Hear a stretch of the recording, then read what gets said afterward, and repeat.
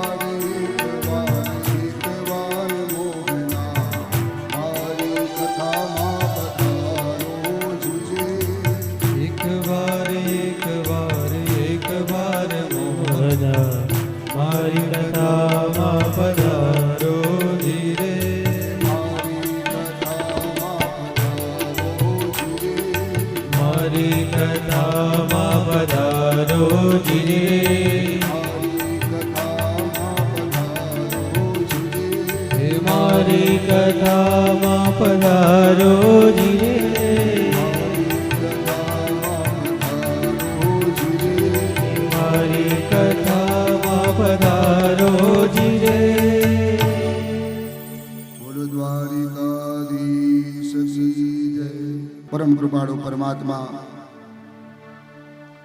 ઈષ્ટદેવ રાધારમણ દેવના ચરણોમાં વંદન, માતા પિતા અને સદગુરુના ચરણોમાં વંદન, બ્રાહ્મણો એવં સંગીત યજ્ઞોના ચરણોમાં વંદન કરી દરેક માતાઓ દરેક ભાઈઓના હૃદયની અંદર બિરાજતા રામ શ્યામ ઘનશ્યામને નમસ્કાર કરી ટીલાળા પરિવારની આ ચાલતી ભાગવત કથાનો પ્રથમ દિવસના બીજા સત્રની શરૂઆત કરતા પહેલા સર્વેને અમારા જય શ્રી કૃષ્ણ હોમ હોમ આવે છે.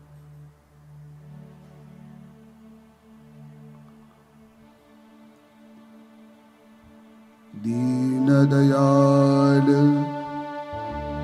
બિરુદ વિબુધ સંભારી હરવો નાથ મમ સંકટ ભારી.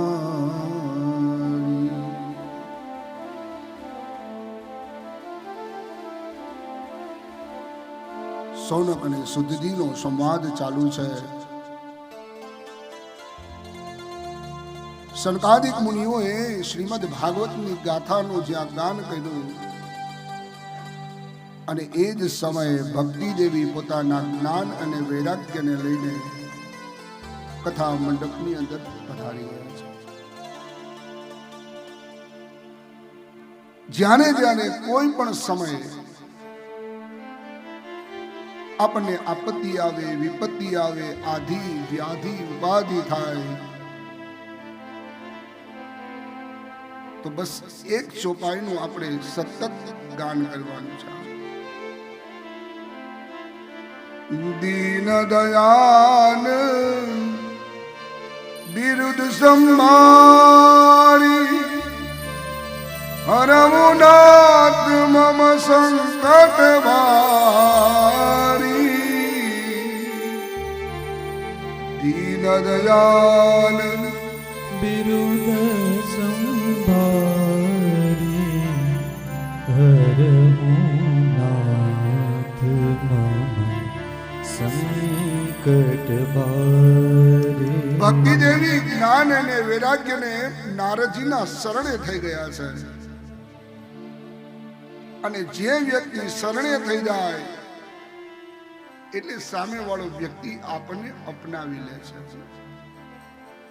પણ જ્યાં સુધી શરણની ભાવના નથી, જ્યાં સુધી પશ્ચાતાપની ભાવના નથી, ત્યાં સુધી એ જીવ આમ ને તેમ 184 યોનિમાં ફર્યો રહ્યો છે. સુતજી કથા કહે છે. પરીક્ષિત સૌનકે પ્રશ્ન કર્યો છે, મહારાજ આ કથાથી કોણ કોણ તૃપ્ત થાય અને કોને કોને મોક્ષ મળે છે અને કોને કોને પરમાત્માની ઝાંખી થાય છે? સુતજી કહે છે, કામી હોય, ક્રોધી હોય, આળસુ હોય, અગ્નિથી બળેલો હોય, કુટિલ સ્વભાવનો હોય, એ દરેક વ્યક્તિઓ આ ભાગવત કથાથી તૃપ્ત બને છે.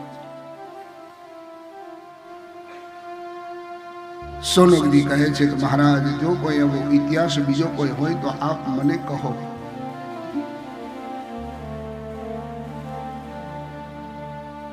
અને મહાત્માની અંદર આત્મદેવનું ચરિત્ર આવે છે. તુંગભદ્રા તટે પૂર્વમ ઉત્તમ ગુરુદત્તમ યત્ર વર્ણા સ્વધર્મેણ સત્ય સત્કર્મ તત્પરા આત્મદેવ પુરે તસ્મિન સર્વવેદ વિશારદ તસ્માર્તે સુનિષ્ણાંતો દ્વિતીય ઇવ ભાસ્કરઃ. ઉત્તમ નગરનું એક શેર છે અને તુંગભદ્રા નદીનો એક કિનારો છે.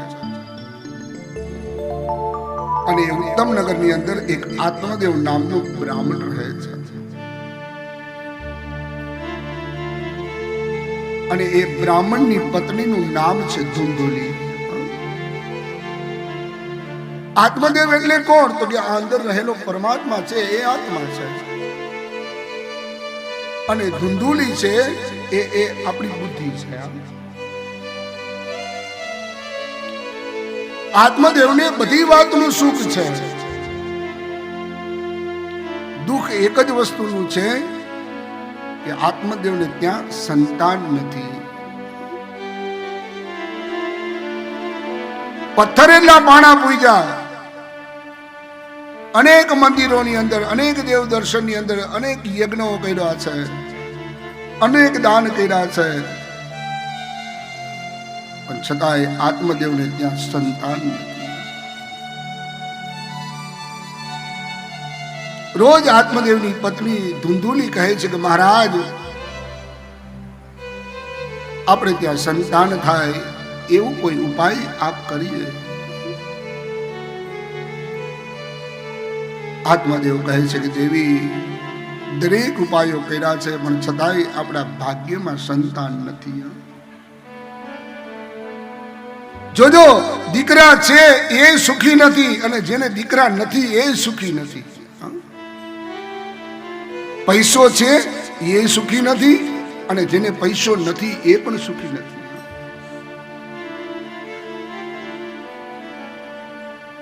ધીમે ધીમે ધીમે સમય પસાર થતો ગયો, અને એક વખતનો દિવસ છે, બ્રાહ્મણે ઘણું દુઃખ થયું છે, અને મનની અંદર એવું નક્કી કરી લીધું કે હવે મારે આ દેહને છોડી દેવું છે. અને આત્મદેવ ઘરેથી નીકળ્યા છે. ધીમે ધીમે ધીમે ધીમે બરાબર વનની અંદર ગયા છે. વનની અંદર જઈ એક સરોવર છે, અને સરોવરની પાસે બેસી પોતાના મસ્તક ઉપર હાથ રાખ્યો છે. ઓહો, હું કેવો ભાગ્યો કે મારે ત્યાં સંતાન નથી. આત્મદેવે નક્કી કરી લીધું કે હવે આ જીવ ટૂંકાવી દઉં છું. બરાબર એ સરોવરમાં પડવા ગયા છે, અને એક સંત, એક યતિએ આત્મદેવનો હાથ જાયેલો છે. બ્રાહ્મણ, શું કરી રહ્યા છો? કહે મહારાજ, આત્મહત્યા કરવા આવ્યો છું. શા કારણે આત્મહત્યા કરવી છે?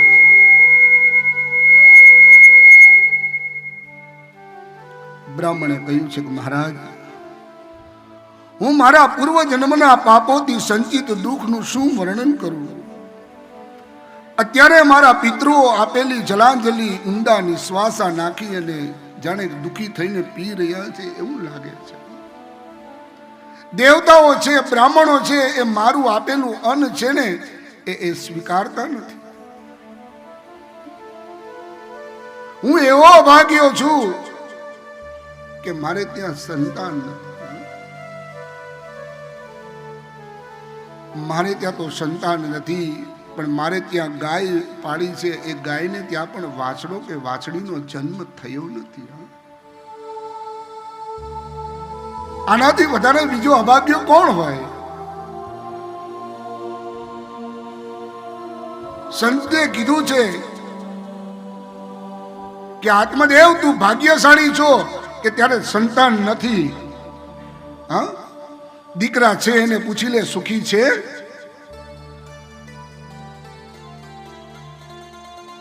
છતાંય આ આત્મદેવ છે.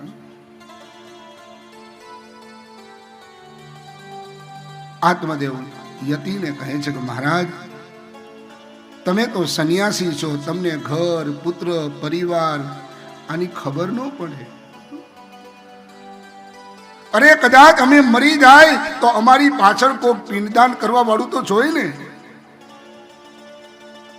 યતિ હસવા લાગ્યા છે કે માત્ર પિંડદાન કરવા માટે તારે છોકરો જોઈએ છે, તો તું તારી હાથે તારું પિંડદાન કરી નાખ. અને અત્યારે આપણે જોઈ રહ્યા છીએ એ દીકરો, માં કે બાપ ગુજરી જાય એની પાછળ પૂરી ક્રિયા પણ કરવા માટે થઈને રાજી નથી. જે 11મું હોય, 12મું હોય, 13મું હોય, એ 5 દિયે ને 7 દિયે પૂરું કરીને બેસી જાય છે. પછી કે અમે દુખી છે, દુખી જ થાય ને. ઘણી જગ્યાએ તમે જો કે શાંતિ હવન કરી નાખ્યું. 6 શાસ્ત્ર, 4 વેદ અને 18 પુરાણની અંદર જો આ શાંતિ યજ્ઞ મરી જાય પછી એની પાછળ શાંતિ યજ્ઞ લખેલો હોય તો મને બતાવો, હું કથા વાંચવાનું મૂકી દઉં. આપણે હાથે ઉભે કરેલું છે. પિંડથી સર્જન થાય અને પિંડથી વિસર્જન થાય. સીતાજી ગાંડા નહોતા થઈ ગયા કે દશરથના પિંડ એ ગયાજીએ કર્યા. આજ પણ ગયાજીએ તમે જાઓ એટલે દશરથના હાથ પિંડ સહિત બહાર છે. હા અરે ભાઈ બહેન, એક તમારા દીકરા કે દીકરીના લગ્ન હોય ને, એ બ્રાહ્મણ આવે ને એને કહેજો કે 500 રૂપિયા દક્ષિણા વધારે લઈ લેજો, પણ મારી દીકરીના લગ્ન શાંતિથી કરાવજો, મારા દીકરાના લગ્ન શાંતિથી કરાવજો.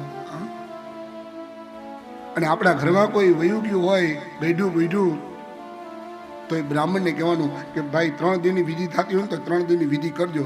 પણ આપણે શું ગોતી? સસ્તું સારું સિદ્ધપુરની જાત્રા. હવે વિચાર કરો કે જોકે અમે તો લગ્ન કરતા જ નથી, હું તો લગ્ન કરવા જાતો જ નથી, પણ ઘણી જગ્યાએ આપણે સાંભળીએ એ દીકરીનો બાપ આવીને એમ કે 11 વાગે ત્યાં ફીંડલું વાર દેજો, પછી ફીંડલા જ વરે, બીજું કાંઈ ન થાય. હા, આજથી 35 વર્ષ પાછળ વયા જાવ, કોઈ છૂટાછેડાનું નામ લીધું તું? ધર્મ છે, ધર્મની આગળ ન ચલાય, ધર્મની પાછળ ન ચલાય, ધર્મની સાથે ચલાય. જો તમે ધર્મની રક્ષા કરશો તો ધર્મ તમારી રક્ષા કરવા માટે તત્પર તૈયાર છે. કારણ કે આપણે ધર્મની જરૂર છે, ધર્મની આપણી જરૂર નથી. હા,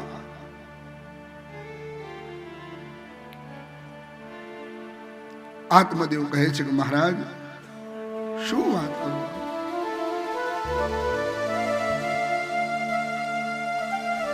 મારે ત્યાં સંતાન નથી, અને સંતાન નથી એટલા માટે હું મરવા આવ્યો છું.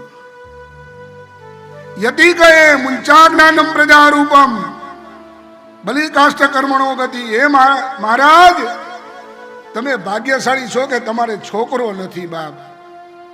હા, અત્યારના દીકરા 3 પ્રકારના હોય. મોટા દીકરાને કીધું હોય બેટા ઉગમણું જવાનું, એ નીકળે આથમણો. બીજા નંબરના દીકરાને કીધું હોય બેટા પાણી પા, બાપ પથારીમાં પડ્યો હોય, એ બાપ દીકરાને કે પાણી પા, દીકરો વળી એની માને કે મારા પપ્પાને પાણી પા, મા વળી દીકરીને કે તાર પપ્પાને પાણી પા. આમ પગે પાણી ઠેલવે ને એનું નામ બીજા નંબરનો દીકરો. પણ 3જા નંબરનો દીકરો તો મારો બાપ રામ શ્યામ અને ઘનશ્યામ કહું જોઈ લ્યો બાપા. રામને હજી આવવું છે, કૃષ્ણને હજી આવવું છે, પણ કોઈ દેવકી નથી, કોઈ યશોદા નથી, કોઈ કૌશલ્યા નથી, કે કોઈ નંદ બાબા નથી બાબા. ભગવાનને તો આજ પણ આવવું છે.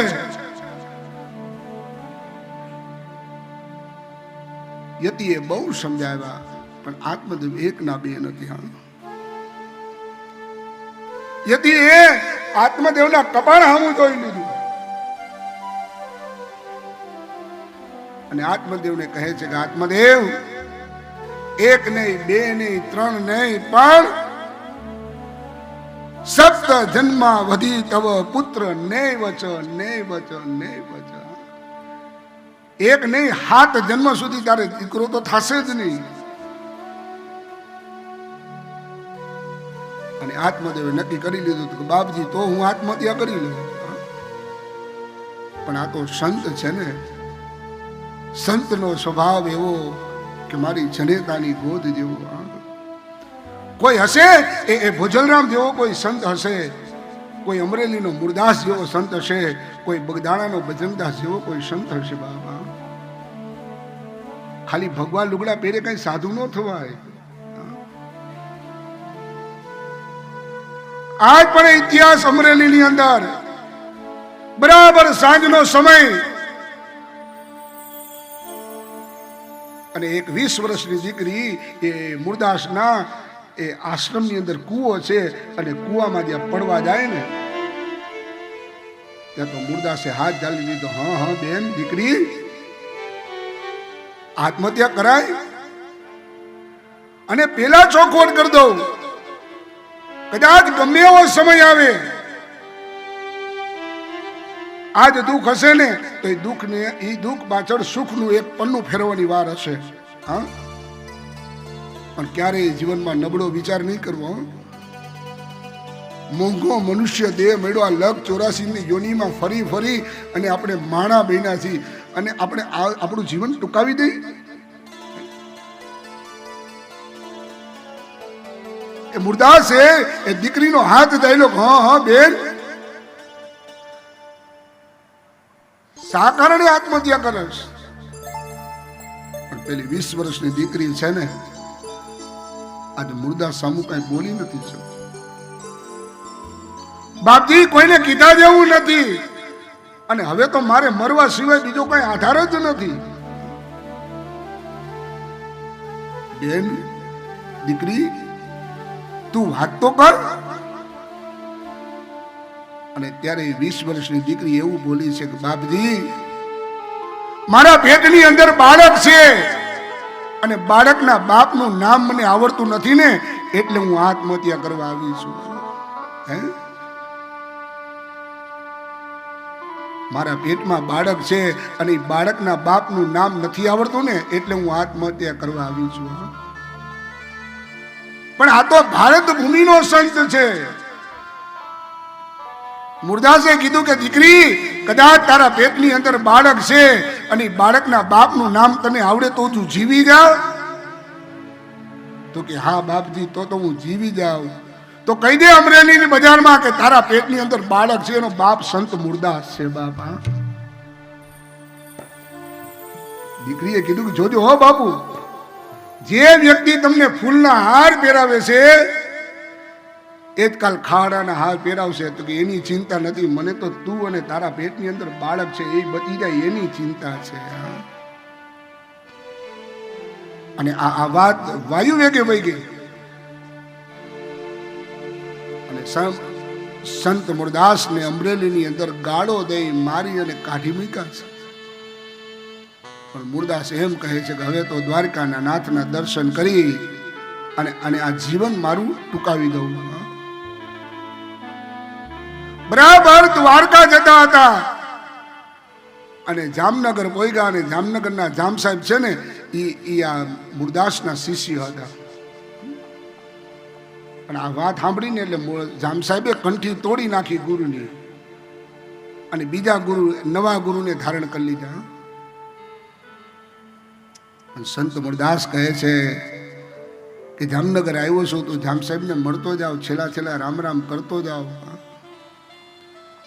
અને જ્યાં જામ સાહેબના એ રાજ દરબારમાં ગયા ને ત્યાં તો જામ સાહેબ બીજી નવા ગુરુની સાથે બેઠા છે. જામ સાહેબે કીધું આવા ગુરુ હોય, આવા કાળા કામ કરે, આવા ગુરુ હોય? મુરદાસ, તમારી કંઠી મેં તોડી નાખી છે, અને આ જો મારો નવો ગુરુ બેઠો છે. મુરદાસ બાપુ કહે, અરે ભાઈ જામ સાહેબ, તારા નવા ગુરુને હું પગે લાગુ.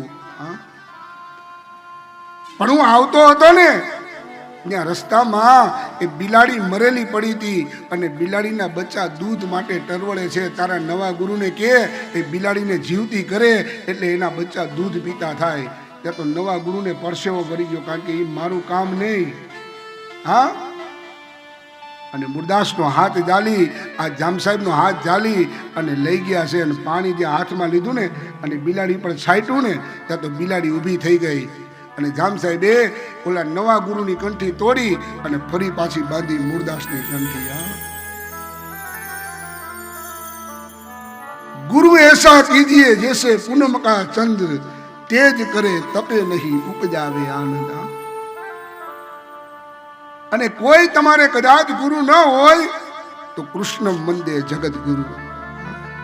આખા જગતનો બાપ છે એ કૃષ્ણ છે. એટલા માટે તો દ્વારિકાનું બીજું નામ છે જગત મંદિર છે.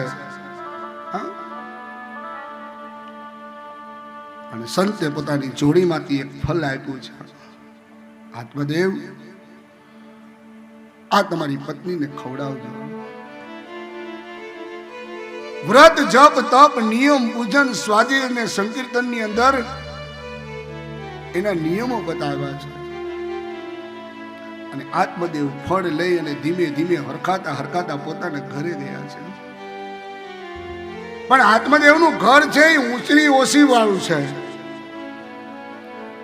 એટલે આત્મદેવ હરખાતા હતા ને એટલે તરત જ ધૂંધુલીને એવું મનમાં થયું કે મારા પતિ નક્કી બીજા લગ્ન કરીને આવ્યા છે. આ બુદ્ધિ. આત્મદેવે ફળ દીધું કે લ્યો દેવી, આ ફળ ખવાથી આપણે ત્યાં દીકરાનો જન્મ થશે. આત્મદેવ આ ફળ દઈ અને જતા રહ્યા. હવે આ ધૂંધુલી આવી છે. ફળ હાથમાં લઈ અને વિચાર કરે છે કે જો હું આ ફળ ખાઈશ તો મને ગર્ભ રહેશે. મારા પેટની અંદર બાળક છે તો એનું લાલન પાલન મારે 9 મહિના સુધી કરવું પડશે. ખાવા પીવામાં ધ્યાન રાખવું પડશે, પરેજી પાડવી પડશે. કદાચ મારા પેટમાં બાળક હોય અને ગામમાં ચોર લૂંટારાઓ આવે, ગામ લૂંટી લે, તો મારા પેટમાં બાળક છે તો હું તો ભાગી ન શકું. જોજો હજી ફળ ખાધા પહેલા એ બુદ્ધિ કેવી વાપરે છે. અને એવામાં ધૂંધુલીની બેન આવી. એ એના જેવી જોઈ ને, કાર્ય એને ધોળીઓ બાંધે, વાન ન આવે પણ હાન આવે. ધૂંધુલીની બેન આવી અને કહે છે કે બેન શું છે? કે જોને આ મારા પતિ એક ફળ લઈ આવ્યા છે અને આ ફળ ખાવાથી મારે ત્યાં દીકરાનો જન્મ થશે, પણ મને 9 મહિના સુધી આ પ્રસૂતિની પીડા કેમ સહન થશે મારાથી? એની બેન કહે છે કે તારે ત્યાં સંપત્તિ છે, હા, પણ કોઈ વાપરવા વાળું નથી. મારે ત્યાં સંતતિ છે પણ પૈસા નથી. એક કામ કર, મારા પેટની અંદર બાળક છે, 9 મહિના પછી હું તને દીકરો આપી દઈશ અને એના બદલામાં તું મને પૈસા આપી દે. બંને બહેને નક્કી કરી લીધું, પણ આત્મદેવને ખબર નથી. રોજ ધૂંધુલી ઢોંગ કરે છે. 1 મહિનાનો ગર્ભ છે, 2 મહિનાનો ગર્ભ છે, 3 મહિનાનો ગર્ભ છે. અને પેલું જે ફળ આપ્યું હતું ને, એ ફળ બારીમાંથી ઘા કર્યું અને ગૌશાળાની અંદર એક ગાય હતી ને, એ ગાય ભક્ષણ કરી ગઈ છે. આ બાજુ 9 મહિના પરિપૂર્ણ થયા. રાત્રિના સમયે એ ધૂંધુલીની બેન આવી છે, દીકરો દઈ ગઈ અને પૈસા લઈ ગઈ. હવે જોજો વેચાતું સુખ કેટલું દુઃખ આપે છે. વેચાતી લીધેલી વસ્તુ છે એની આપણી કદર છે, કારણ કે આપણે પૈસા દીધા છે. મફતમાં મળ્યું હોય એની કઈ કદર ન હોય. હા, જો ભગવાન વરસાદ આપે તો એની આપણને કદર ન હોય તો દેવાનો જ છે, લે. પણ ઘરમાં ઓલો સાવર બાથ નખાવ્યો હોય એની કિંમત હોય, કારણ કે 5,000 નો લીધો છે. સૂર્યનારાયણ પ્રકાશ આપે એની કિંમત આપણને નથી, તો ઉગવાના જ છે. પણ ઘરની અંદર સરસ મજાની LED ફિટ કરાવી હોય એની આપણને કદર છે કે આપણે ત્યાં 50,000 નાખ્યા છે. અને આ માણા છે, માણા બનાવવાનું ભગવાને પછી તો હાથ ધોઈ નાખ્યા, કારણ કે કોઈ વાતે પુગાય નહીં ને. શિયાળો હોય તો ઓહો બહુ ઠંડી, લે. ઉનાળો હોય તો ઓહો બહુ ગરમી, ચોમાસું હોય તો ઓહો વરસાદ, લે. તે તો રાખવો ક્યાં? દેવતા ચોમાસામાં ન ફાવે, ઉનાળામાં ન ફાવે, શિયાળામાં ન ફાવે, રાખવો ક્યાં? જાજો વરસાદ આપે તોય તકલીફ, આને ક્યાં દયા જેવો છાંટો છે, લે. અને વરસાદ નું આપે તોય હવે આને અમારા આમું જોવો, અમારા આમું જોવો, લે. જોયું જ છે એટલે ત્યાં બેઠા છીએ ગોડા અહીંયા ગ્રાઉન્ડમાં. ન જોયું? હે મારા બાપ, એને ખાલી તમારી એક નજર નહીં પણ ખાલી એક આંખનો ઈશારો તમારી માથે કર્યો છે ને, એટલે ટીલાલ પરિવાર અહીંયા ભેગો થઈને બેઠો છે મારા બાપ. હા, એમને ન બે, આ તમારા ગઢિયાઓની પુનાઈ છે ને, એટલે અહીંયા બેઠા છીએ આપણે. હા, તું મુझको देखे मैं तुझको देखूं, देखते देखते हो जाए एक. હા, આ પરમાત્મા છે.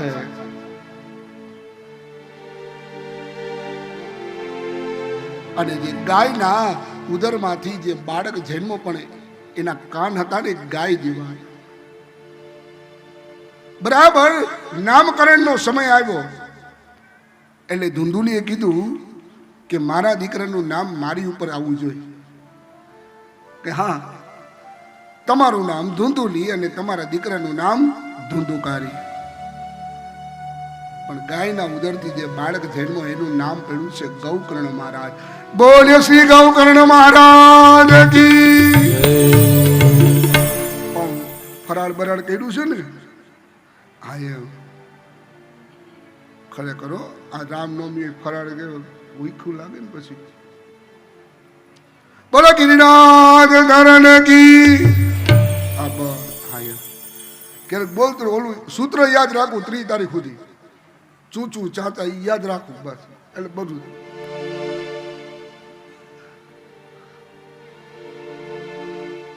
ખરેખર કથામાં 2 વસ્તુ બહુ આવે,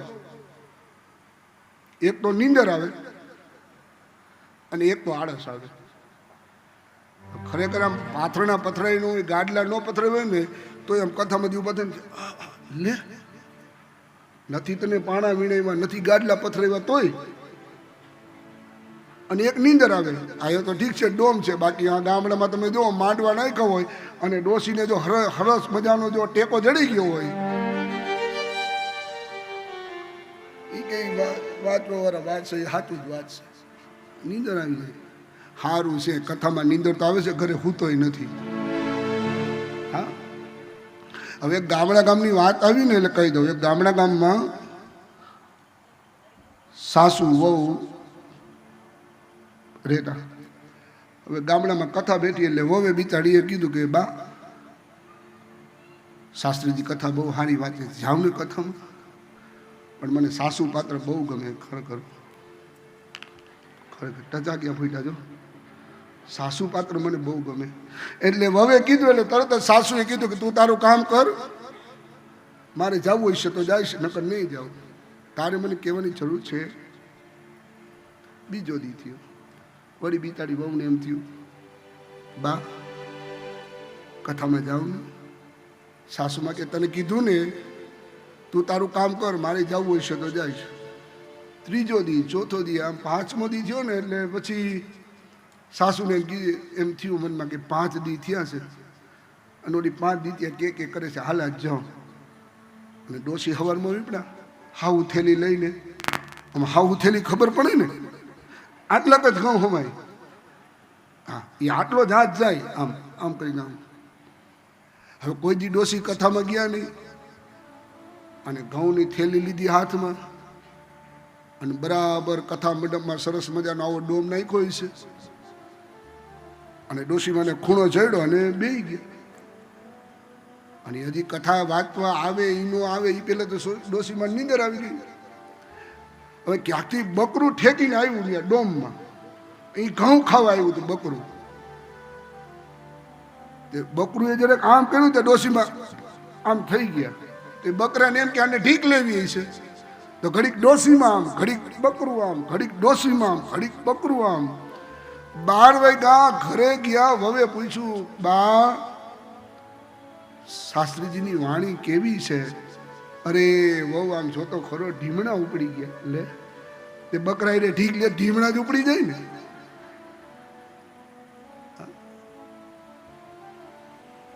આત્મદેવ છે એ પોતાના દીકરાનું નામ ગૌકર્ણ પાડ્યું છે. ધુંધુકાલી નાનપણથી જ પાખંડી બન્યો છે.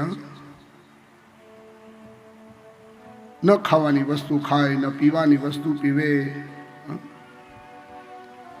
આખા ગામની અંદર નાના નાના છોકરાઓ રમતા હોય ને એને ઉપાડી અને કૂવામાં નાખી દે છે.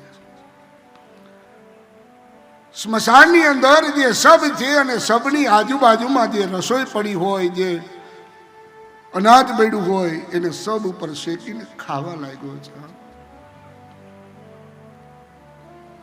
આખું ગામ ધુંધુકારીને એમ કહે છે, આત્મદેવને એમ કહે છે કે અરે આત્મદેવ આના કરતા તો તારે સંતાન નહોતું ઈ સારું હતું. આત્મદેવ એકને નહીં પણ ઘણી જગ્યાએ આપણે સાંભળી છે. એ દીકરાઓ ક્યાં સ્ટેજ ઉપર પહોંચ્યા હશે કે જન્મ દેનારી જનેતા એમ કહે કે આના કરતા મને વાંજણી રાખી હોત તો સારું હતું. પણ એ દીકરાને ખબર નથી કે હોય પછી દોરો તૈયાર જ છે. મેં પછી ગારો આવે ને એમ હોય પછી દોરો તૈયાર જ છે. જીવતા મા બાપની સેવા કરી લેજો, પછી ભાદરવે પીપળે પાણી રેડવા નહીં જવું પડે. હા અને મા બાપની જ્યારે કદર ક્યારે થાય કે આપણા ઘરની અંદર ખાટલો હોય, બાનો કે બાપુજીનો ખાટલો હોય, અને એ ખાટલો ત્યાંથી ઊભો થાય ને, એ ખાટલો જ્યાંથી નીકળી જાય ને, પછી આપણને ખબર પડે કે બા હોત તો સારું હતું, બાપુજી હોત તો સારું હતું, મારું ઘર ઢકાઈ ગયું, પણ બા વયા ગયા ને, મારું ઘર ઉઘાડું થઈ ગયું. બાબા ભૂલો ભલે, બીજું બધું મા બાપને ભૂલશો નહીં. આ ભાગવતની કથા, રામાયણની કથા, દેવી ભાગવતની કથા, શિવપુરાણની કથા બધી તમને આવડે જ છે. કથાનો જે મૂળ હાડ છે ને એ સમજવાની જરૂર છે.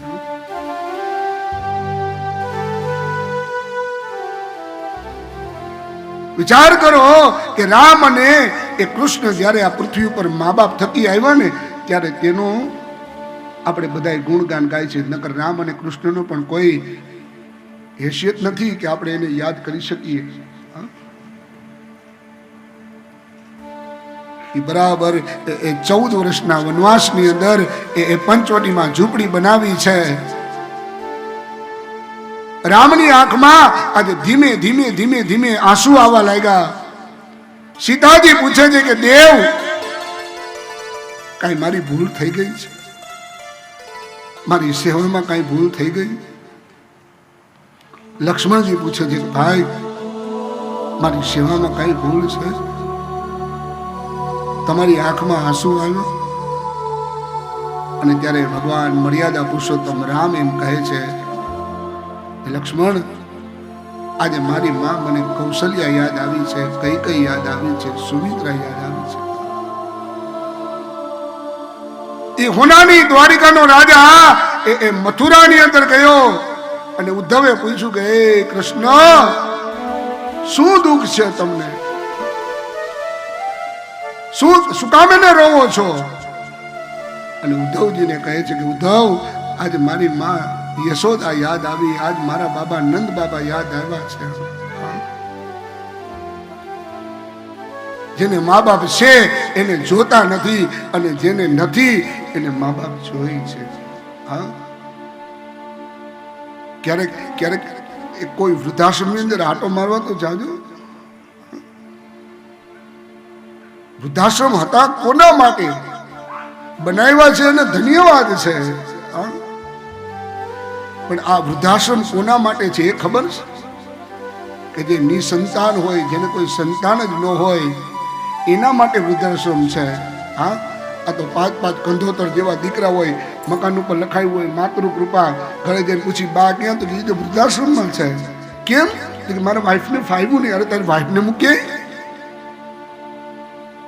હા, પણ એને ખબર નથી કે મેં પછી ગારો હોય જ છે. જેવું આપણે કરીએ ને એવું જ આપણે ભોગવવાનું છે. અને ઉપર સ્વર્ગ કે નર્ક એવું કઈ છે જ નહીં. હા,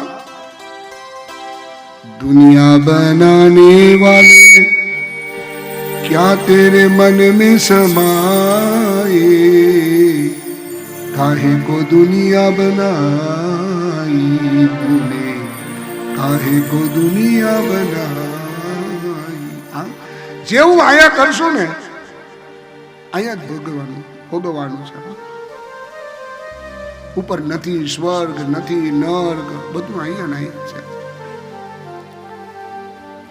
આત્મદેવ છે પોતાના દીકરાને કહે છે હું શું કરું?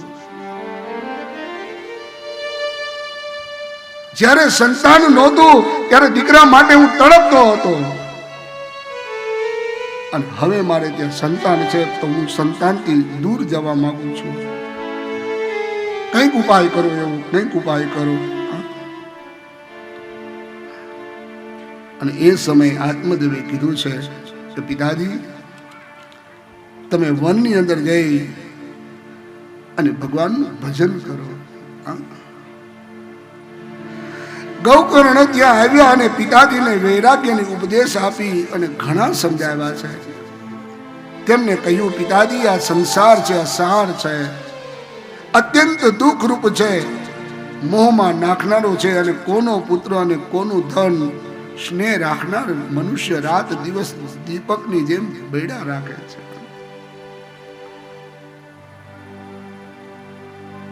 આ બધું છોડી દો. આપણે કહીએ કે કામ, ક્રોધ, મત્સર, મોહ, લોભ, ઈર્ષા, અદેખાઈ છોડી દો. પણ હવે આપણે આપણા ચપ્પલે ન છોડી શકતા હોય, એ કથામાં ગયા હોય ને, એ પગ નીચે દબાવીને બે વયા કે નહીં જાય ને, એ આ છૂટે.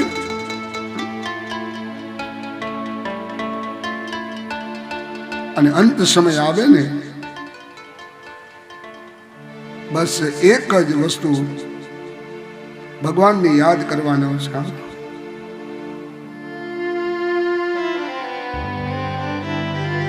અને આપણે કહીએ છીએ હા કે આ મારો દીકરો છે, આ મારી પત્ની છે, આ મારી માં છે. કઠણ ચોટ છે કાળની રે, મરણ મોટેરો માં, કઈક રાણા ને કઈક રાજીયા.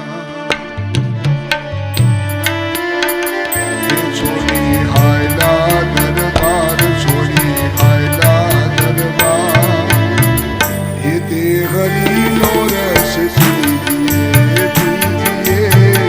હે તે હરિનો રસ પીજીએ, પીજીએ, હે તે હરિનો રસ પીજીએ. સમય દયડો છે, હે તે હરિનો રસ પીજીએ, કઠણ ચોટ છે કાળની રે, મરણ મોટેરો માન. આ ભજન કરવું છે ને એ સહેલું છે, ભજન ગાવું છે એ સહેલું છે, પણ ભજન બનાવવું ને એ બહુ અઘરી વાત છે. આ ભજન દાસ ધીરાએ લખ્યું છે. દાસ ધીરો અને એની માં બંને જણા માં દીકરો બે રહે. દીકરાની ઉંમર મોટી થવા લાગી, ધીરાની ઉંમર મોટી થવા લાગી ધીમે ધીમે.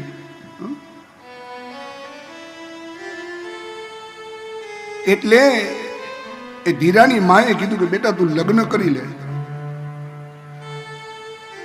ધીરો લગ્નની ના પાડે છે, કારણ કે માં આટલી તારી જિંદગી ગઈ અને કાલ સવારે મારે મળ્યું કેવું મળ્યું ન મળ્યું, અને જાતી જિંદગી તારે આવું ભોગવવાનું રહે, એના કરતા લગ્ન કરવા નથી મારે. પણ આ તો માં છે. બહુ ધીરાને કીધું, દાસ ધીરાને બહુ કીધું, એટલે એને ધીરાએ એમ કીધું કે માં એક શરત, હું લગ્ન કરી લઉં પણ મારે ત્યાં એક દીકરો થશે એટલે હું ઘર મૂકીને વયો જઈશ, પછી મારી પત્ની અને મારા બાળકની જવાબદારી તારી. માએ કહી દીધું હસતા હસતા કે હા ભલે, જવાબદારી મારી. દાસ ધીરાએ લગ્ન કર્યા. સમય અંતરે એને ત્યાં દીકરો થયો, અને તરત જ એની પત્ની અને દીકરાનું બાવડું પોતાની માને સોંપી દીધું. આલ્યો માં, ભલું થયું ને ભાંગી જંજાળ, હવે સુખેથી બચશું શ્રી ગોપાલ. અને ધીરો એના પોતાના ગામમાંથી નીકળી 1 મહિનો, 2 મહિના, 3 મહિના, 4 મહિના, બરાબર 20 વર્ષના વાણા વાઈ ગયા.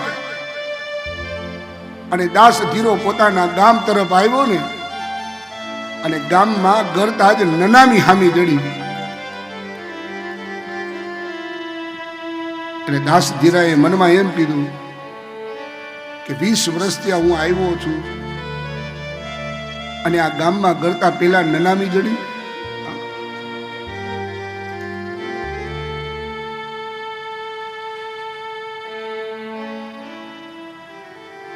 પણ આ ગામનો છું ને એટલે મારે જવું પડે.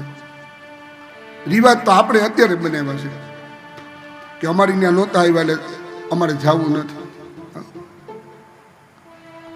પણ સ્મશાન સુધી દાસ ધીરો ધીરો ધીરો એ સ્મશાન યાત્રાની હારે ગયો છે. અને સબને ગોઠવવામાં આવ્યું, છાણા ગોઠવવામાં આવ્યા, અગ્નિદા દેવામાં આવ્યો. અને ગામવાળા કે હાલો ભાઈ હવે બધાય ઘરે જાય. એટલે ગામવાળા બધા ઘરે જતા હતા. અને એવામાં દાસ ધીરા એક વ્યક્તિને પૂછ્યું કે ભાઈ કોનું શબ લઈ આવ્યા છો? એટલે પેલા ભાઈએ કીધું કે અમારા ગામની અંદર એક દાસ ધીરો હતો અને દાસ ધીરાનો એકનો એક દીકરો આજ બળી રહ્યો છે.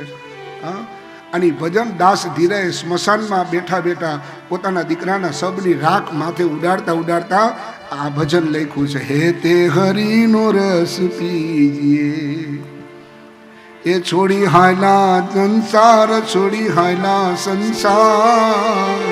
હે તે હરિનો રસ પીજીએ, ઓ પીજીએ, હે તે હરિનો રસ પીજીએ. ગૌકર્ણ કહે છે કે પિતાજી, આ શરીરમાં હાડકા માંસ અને લોહીનો એ પિંડ છે, તેને તમે હું માનવું છોડી દો અને પત્ની પુત્ર ક્યારેય પોતાના ન માનો. આ સંસાર છે અનિક્ષ ક્ષણ ભંગુર છે, એની કોઈ પણ વસ્તુ સ્થાપિત નથી. રાગ ન કરો, બસ એક જ માત્ર વૈરાગ્ય રસ રસિક થઈ ભક્તિ નિષ્ઠા કરી અને ભગવાનનું ભજન કરો. ભજ ગોવિંદમ, ભજ ગોવિંદમ, ગોવિંદમ ભજ મૂઢ મત. અને આત્મદેવે પોતાના દીકરાની વાત સાંભળી છે, જંગલમાં જઈ અને ભગવાનનું ભજન કરે છે. આ બાજુ ધુંધુકારી અને ધુંધુલી બંને છે ગૌકર્ણ પણ ચારધામની યાત્રાની અંદર વયા ગયા છે. ઘરની અંદરથી પૈસા લાવો, પૈસા લાવો, પૈસા લાવો કહે છે. ધુંધુલીની આંખમાંથી દળ દળ દળ આંસુ જાય છે. હવે હવે મને કોણ બચાવશે? અને એક સમયે રાત્રે ધુંધુકારી મદિરા પીને આવ્યો છે. પોતાની માતાને કહે કે મને સંપત્તિ આપ, પૈસા આપ. અને ધુંધુલી કહે છે કે જે કઈ સંપત્તિ હતી એ તો તું લઈ ગયો છો, હવે ઘરમાં કાંઈ નથી. અને એ જ સમયે ધુંધુકારીએ ધુંધુલીના પેટ ઉપર લાત મારી છે.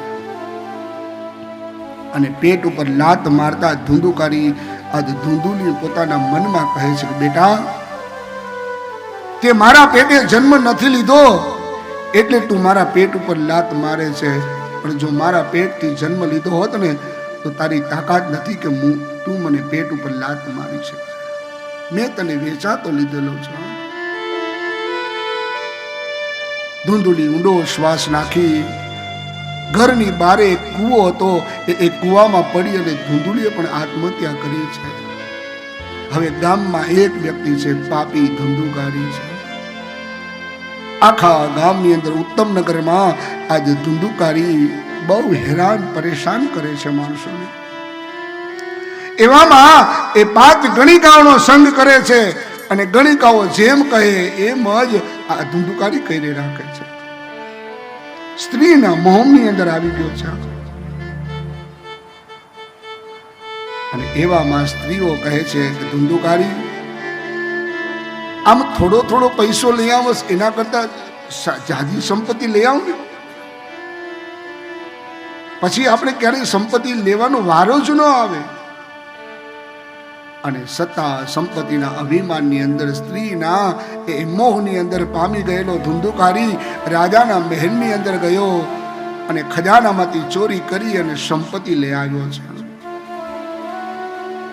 5 ગણિકાઓએ પૂછ્યું છે કે આ સંપત્તિ ક્યાંથી લઈ આવ્યો આટલી બધી?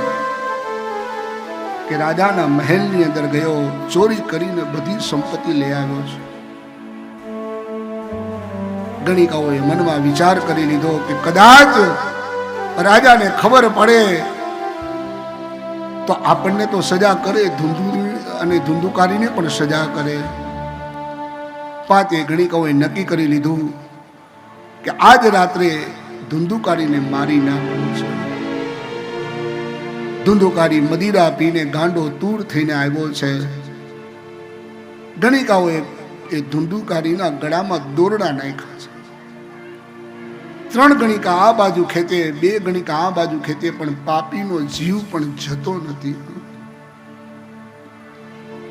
ધગધગતા અંગારા એના મુખમાં મૂક્યા છે અને અંતે જમીનમાં ખાડો કરી અને ઊંધો દાટી દીધો છે. ધુંધુકારી આજે પ્રેત બન્યો છે. અને સમય પસાર થતા થતા ગૌકર્ણ મહારાજ ચાર ધામની યાત્રા પરિપૂર્ણ કરી અને પોતાના ઘર તરફ આવે છે. પણ રાત્રિના સમયે જોવે તો ઘડીક પાડાનું રૂપ, ઘડીક અગ્નિનું રૂપ, ઘડીક વાયુનું રૂપ લે છે. ગૌકર્ણએ આજ હાથમાં પાણી લઈ અને છાટ્યું કોણ છે, અને તરત જ પ્રેતને વાચા ફૂટી છે. અહમ ભ્રાતા ત્વદીયોસ્મિન ધુંધકારિતિ નામત સ્વકીયેનૈવ દોષેણ બ્રહ્મત્વં નાસિતં મયા કર્મણો નાસ્તિ સંખ્યા મે મહાજ્ઞાને વિવર્તિન લોકાનાં હિંસક સોહમ સ્ત્રીર્વિર્દુઃખેન મારિત. હું તમારો ભાઈ છું, મારું નામ ધુંધુકારી છે. મેં પોતાના જ દોષથી પોતાનું બ્રહ્મત્વ નષ્ટ કરી દીધું છે. મારા કુકર્મો ગણી શકાય એમ નથી. હું મહા અજ્ઞાન છું. પેલી ગણિકાઓએ, પેલી ઉલટા સ્ત્રીઓએ મને તડપાવીને મારી નાખ્યો છે. મને પ્રેત યોની પ્રાપ્ત થઈ છે. મને મુક્તિ આપો, મને મુક્તિ આપો, મને મુક્તિ આપો. ગૌકર્ણ મહારાજ કહે છે કે તારા મૃત્યુની ખબર પડી એટલે તરત જ મેં ગયાજીની અંદર શ્રાદ્ધ કર્યું, છતાંય તને મુક્તિ ન મળી. ત્યારે આ પ્રેત બોલે છે, જોજો કે એક નહીં, બે નહીં, કદાચ ગયાજીની અંદર 100 શ્રાદ્ધ કરો ને તોય મને મુક્તિ ન મળે, કારણ કે મેં એટલા પાપ કર્યા છે. અને આપણે એક વખત પિતૃ કાર્ય કરી લે એટલે થઈ જાય. પેલા તો એ ચોખવટ છે કે માતાજી કોઈ દી કોઈને નડતી નથી, પિતૃઓ કોઈને કોઈના નડતા નથી. આપણે જ બધા નડી છે. જો આપણે વ્યવસ્થિત હોય ને તો બધા હગે વગે જોઈ. નથી કેતા કે માતાજીના નિવેદ ન કરી માતાજી ધનો કાઢી નાખે, લે એ નવરી છે. આપણે કોકનું કાઢી નાખીએ એમ છે. મને એટલી ખબર પડે કે જે બાપે આંગળી પકડી અને ગામનો જાપો બતાવ્યો હોય, જે માએ પોતાના ભાગનો રોટલો પોતાના દીકરા માટે રાખ્યો હોય, એ માં કે કોઈ બાપ કોઈ દી કોઈ નડે જ નહીં બાપ. પણ આપણી માન્યતા એવી છે. પાણી અરે દીવો કરી તો કે ના, કરાય નહીં, પિતૃઓ જાગી જાય. લે મેરે ભાઈ બહેન, ભય બીના હોય ને પ્રીતિ, શ્રદ્ધા રાખજો, પણ અંધશ્રદ્ધા કોઈ દી ન રાખતા. હું પિતૃમાં, માતાજીમાં, સુરાપુરામાં બધે માનું જ છું. પણ તમે વિચાર કરો કે તમારા ઘરે રાંદલ તૈયાર છે, આગલે દિવસે માં રાંદલને બોલાવો તમે, માતા રાંદલે પધારો મારે આંગણે, માતા રાંદલે પધારો મારે આંગણીએ. મારે ખોડે ચોખાને ખંભે ચૂંદડી, મારે ખોડે ચોખાને ખંભે ચૂંદડી. આગલે દી માતાજીને બોલાવી છે, બીજે દી હવારે ઈ ગોરણીનો પગ ધોઈ છે. ઈ ગોરણીનો પગ ધોયેલો હોય, પાણી હોય, એનું ચરણામૃત લઈ છે. એ ગોયણી આપણી ઘરે જમે છે. ગોયણીને બધી કટલેરી આપી, ભેટ આપી, વળી હાંજે પૂછાવી લોટા પૂઈ ગયા કે નહીં. તો લોટા કોણ લઈ ગયું? આવે બ્રાહ્મણ લઈ ગયા. એનો અર્થ એ છે મેરે બાપ કે તમને તમારું કરેલું છે ને એ તમને વિશ્વાસ નથી કે મેં સાચું કર્યું કે ખોટું કર્યું. ઘણી જગ્યાએ અમે જાતા હોય, સત્તા કરી હોય ને, પછી બાજુવાળા એમ કે તમારા પિતૃ આવ્યા હતા, તો કે ના, તો કે તમારી કથા પૂગી નથી. લે, આવડો મોટો ખર્ચો કર્યો, આ દીકરીઓ જેમી, બેનું જેમી, ભાણેજડા જેમાં, ગામના સાધુ બ્રાહ્મણો બધા હગા વાલા બધા જેમાં, અને કથા પૂગી નથી. દેવતા તારે 5000 ઉછીના દેવા નહીં, અને કથા પૂગી નથી. શ્રદ્ધા રાખજો, અંધશ્રદ્ધા કોઈ દી ન રાખતા. પિતૃ કાર્ય કર્યું હોય, કદાચ આપણે પિતૃ 154 પ્રકારના શ્રાદ્ધ છે. કેટલા? ને આપણે શું જાણી, એક ભૂત બલી જાણી, એક ત્રિપિંડી જાણી, એક પ્રેત બલી જાણી, એક નાર બલી જાણી. આપણને બહુ તો બહુ 4-5 શ્રાદ્ધની ખબર હોય, પણ 154 પ્રકારના શ્રાદ્ધ છે. અને 154 પ્રકારના શ્રાદ્ધ કરવામાં 1 મહિનો ને 13 દિવસ જોઈએ, ત્યારે એ શ્રાદ્ધ પૂરા થાય. હા, આગળ કથા આવશે.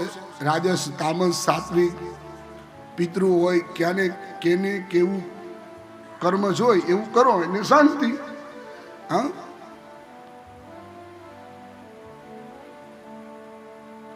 ગૌકર્ણ કહે છે કે ભાઈ, હવે હું તારી મુક્તિ માટે થઈ કંઈક બીજો ઉપાય કરીશ.